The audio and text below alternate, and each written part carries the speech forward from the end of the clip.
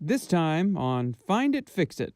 Hi, it's Michael again, and this house is brand new. It's gorgeous, it's beautiful inside and out, but there are major problems. And if you're buying a new house, this episode is for you. Hi, it's Michael again. Multi-roofing installation. It is buggy and moving. The entire thing is just one nasty bug. This really is the best part of what I do. Howdy doody. This is Sloppy Joe. Today we're going down under. And I'm not talking to Australia. Going places that no one else goes to save you money.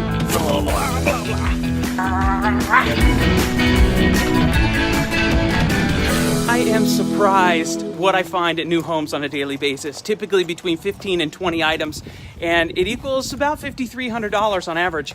And I chose this house today because there are 3 items that are major, okay? One is with the roof, one is with the flashing, and the other is the AC system. Big one right here. You look at the roof, you'd never know it, but take a look at this guy right here. That flashing only extends just to the outside of the wall. It needs to go into the wall, all the way inside, be cut into the wall, and use mortar to waterproof it. This is just not gonna work. I've seen thousands of dollars worth of damage because these little holes in this whole flashing here allow water to get inside. They mess up the insulation, they mess up the drywall, and it just takes removing this flashing and installing it right. Now, the proper installation is a Z flashing. So think about a Z and that's what the flashing should look like. And it gets cut into the side of the rock face, typically with an angle grinder. They cut the ridge and they put the flashing in and then mortar it. No water's getting in after that. So if you have this, get rid of it. In the attic and show you the leaks in just a minute, but first I want to show you the source. You see this roof jack right here? There's a collar surrounding that pipe to the plumbing vent system, and that jack has nails driven into the apron. Now they've kind of defeated the purpose of that whole system, and that nail allows water to come in. Let's go inside and take a look. All right, we're going into the attic to see the result of the roof jacks having nails in the aprons, and it's hard to convince these builders sometimes that they installed it the wrong way, but it's just true. And here's the problem. Every single time I see those, there's some kind of leak happening, and let's take a look. Here we go. You see that kind of brownish, reddish looking spot? Well, it's dripping from these guys up here. See, this is foam insulation, and the water's gonna find its way down through the insulation and drip out at some point, and it carries with it some of the residue from the insulation. Now, the seller might tell you, well, it's no big deal, it's just a leak. Yeah, no big deal right now, but that leak is just gonna continue to leak over time. And the problem is that it gets trapped between the roof decking and the insulation. What happens when water gets trapped? Mold, okay? So as that water just continue to seep in over time, you're gonna get mold in between the insulation and the roof decking. You won't be able to find it until it's really a total loss. So get those things fixed. Just replace them. They're not so expensive. Just replace them or rigorously caulk those roof jacks and the exposed nails.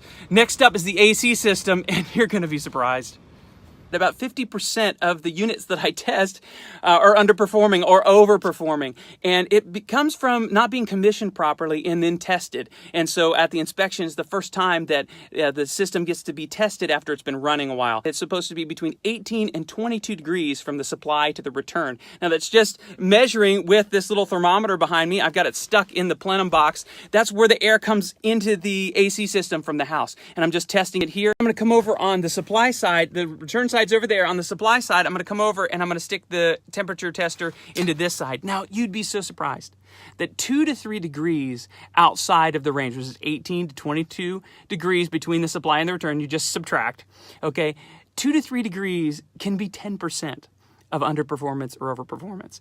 And that little percentage difference can be $50, $75, $100 to you additional cost every month. And so this little test right here, you can get these at Home Depot. They're about $10. You just stick both sides and then subtract the difference. And that's gonna tell you whether it's overperforming or underperforming or not. Now this house is just like I find, 10% underperformance, and it's gonna cost a ton of money, and you'd never catch it unless you tested it. So that's a major thing on this house that we need to send an AC guy out and just have him fix it. We're out of the attic now, and let's go outside and take a look at the walls, where you can have a big problem with water and moisture getting stuck in the walls. Come on.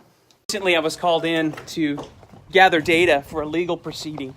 And this house, they had done it all wrong, everything possible.